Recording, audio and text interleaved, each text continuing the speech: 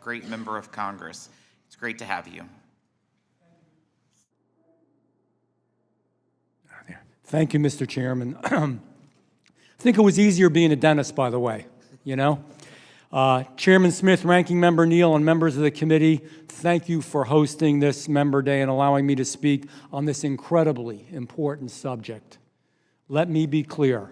President Trump is counting on us. He's counting on us to deliver the certainty and economic relief that comes from extending his historic tax cuts. This must be done. It fueled one of the strongest comebacks in the American economy in history. By locking in these tax policies now, we can give working families, small businesses, and manufacturers the confidence to invest, to grow, and to sponsor.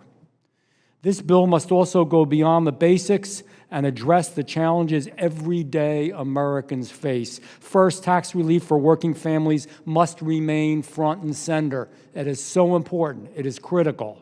Let's expand the child tax credit and ensure families that they can keep more of what they actually earn. They're breaking their back, making a living. Some of them working 2 jobs. Some families working 3 and 4 jobs. Working parents should not have to choose between paying their bills and investing in their child's futures. And the child tax credit should continue to be a tool for helping Americans. But let me even be more clear. The child tax credit should not go towards the families of illegal aliens. It should not. That's why I introduced legislation to cut this provision from the child tax credit, and I hope to see similar action taken in the very bill that we're discussing today. I would like to be part of that. We can no longer offer incentives that drive people to come to our borders illegally. We can no longer afford to keep paying the billions of dollars it costs to take care of them. In addition, the Child and Dependent Care Tax Credit also plays a crucial role in helping parents afford the high cost of child care so that they can work and fuel the economy. This is not the only provision of the tax code specifically designed to assist working parents, but it is the main one. And it is important. Expanding the CTC could provide families with much needed relief, offset the cost of going to work, and ensure that parents can continue to provide for their families. Next, it's past time that we get our border under control. We all know this. I hope that we're all together in this at the end of the day. It's a big deal. We need robust funding in this bill to secure our borders, to hire more border agents, and enforce our immigration laws. It isn't just about safety. It's about protecting American workers, and it's about the integrity of our immigration system. We must also unleash American energy. We've been blessed with the resources to do this. American energy is the answer. It will increase revenues. It will place us once again in a dominant role on the world scene. It is critical. We should export energy. We should lead. We should supply all of our own energy. Others should need to come to us, not as in the past administration where we had to go begging to them. Maintaining the 45U tax credit for existing nuclear plants is essential to preserving and strengthening this clean, reliable energy source. Nuclear energy is one of the main answers to energy in our country. It already supplies nearly 20%. In my home state of New Jersey, almost 40%. This mechanism ensures nuclear facilities can confidently plan significant investments, such as the $1 billion planned in my district, the Salem nuclear power plant. It's important, and they're looking for reliability. They're looking for consistency. They don't want to know that they want to start a project, put a lot of money into it, and then the rug is pulled out from underneath them. Additionally, we need to strike a balance when addressing the SALT deduction cap. And this is what I mean by that.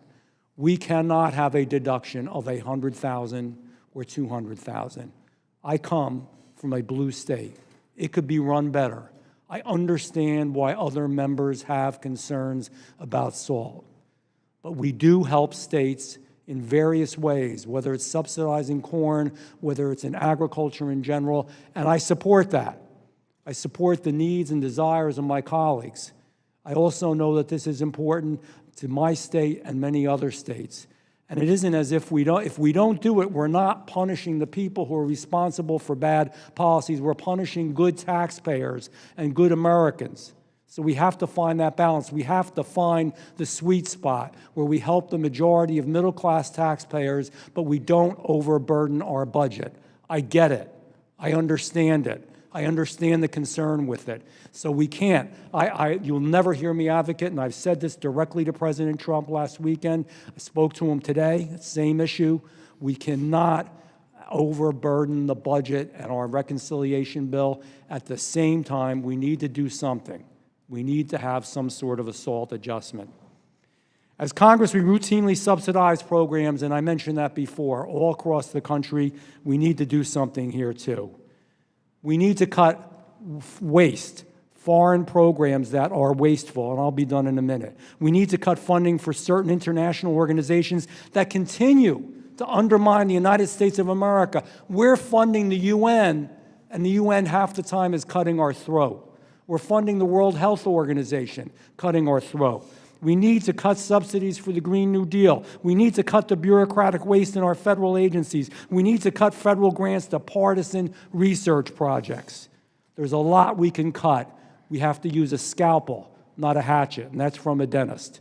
We need to use that scalpel appropriately and make sure that we're not cutting things that help good, hard-working, average American people, but that we're cutting the waste and, quite frankly, the stupidity. I appreciate this committee. Chairman, I appreciate you. You all have an unbelievably hard task and hard work. And by the way, I'm done now. I'll say this one last thing.